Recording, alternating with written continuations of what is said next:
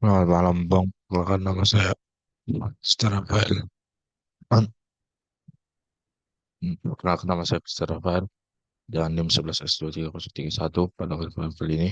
Saya akan menjelaskan mengenai modul praktikum yang berjudul Uninformed Search, di mana di sini eh itu merupakan praktikum week ketiga, di mana pertama itu ada representasi graf, di mana telah diberikan di JIS kode dan graf yang akan direpresentasikan itu yaitu graf eh, yang ada di slide yang diberikan Pak Ari.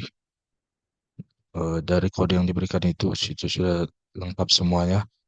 Dan di sini eh, hal pertama itu kan kita disuruh melengkapi kode untuk merepresentasikan graf yang ada di sini. Berarti kita melengkapi di sini karena pada gambarnya itu node E, perbedaan pada gambarnya itu dari kode yang telah diberikan itu yaitu node E juga terhubung ke F, di mana ada H, E, F. Jadi agency listnya yang benar harus seperti kode ini, di mana di sini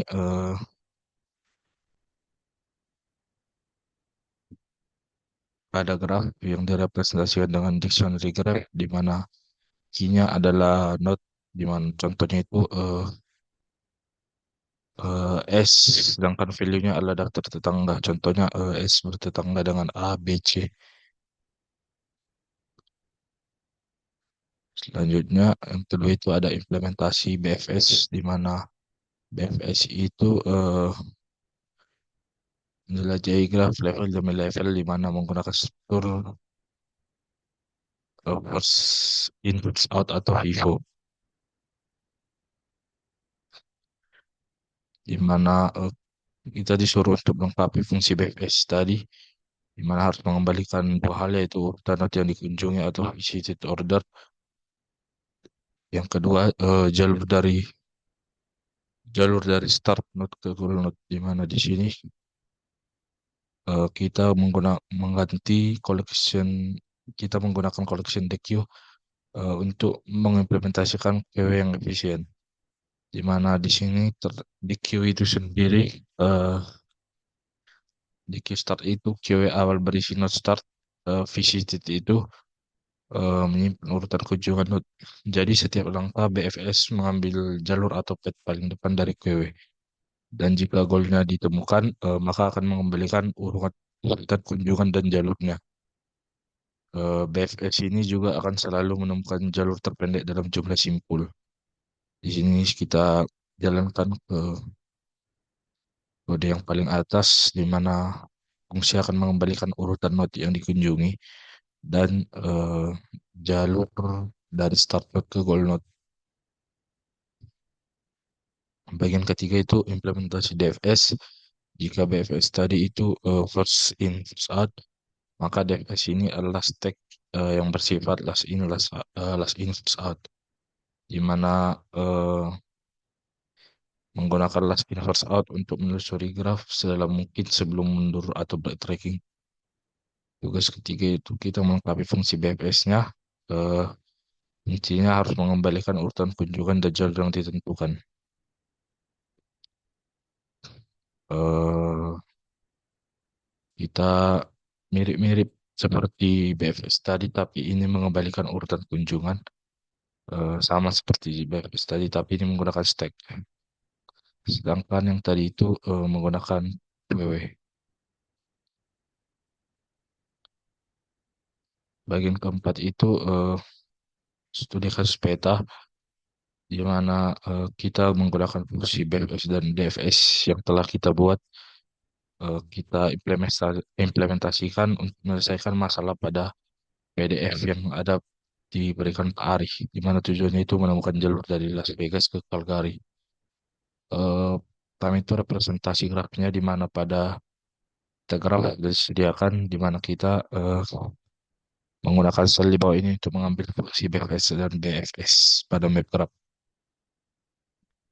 Eh, di mana dengan BFS akan menemukan jalur terpendek dengan BFS akan menemukan jalur terpendek yaitu Las Vegas menuju Salt Lake City, menuju Helena dan menuju Calgary. Sedangkan jika menggunakan DFS akan menemukan jalur yang lebih panjang dan berliku, yaitu Las Vegas menuju Los Angeles, menuju El Paso, menuju Dallas, sampai ke Calgary. Eh, di sini bisa kita simpulkan kalau BFS itu lebih optimal untuk jumlah langkah minimum dan DFS itu tidak selalu optimal tapi lebih efisien.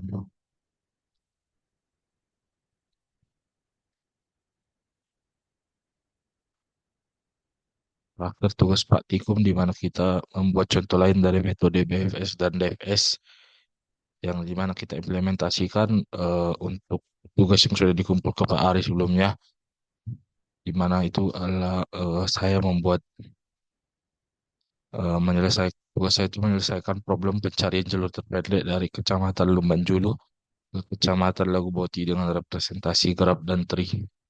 Di mana di sini terdapat not-not saya yaitu Lumbanjulu, Ajibata Uluan, eh Wanatu Lunasi sampai ke Laguboti.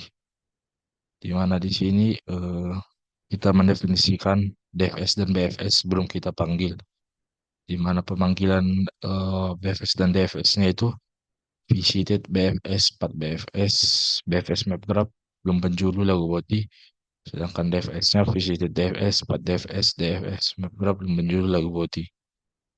Maka BFS-nya akan mencari jalur terpendek dari Lumbanjulu menuju Lagu Boti yaitu Lumbanjulu, Uluan, Permaksian, Sikumpar sampai ke Lagu Boti. Sedangkan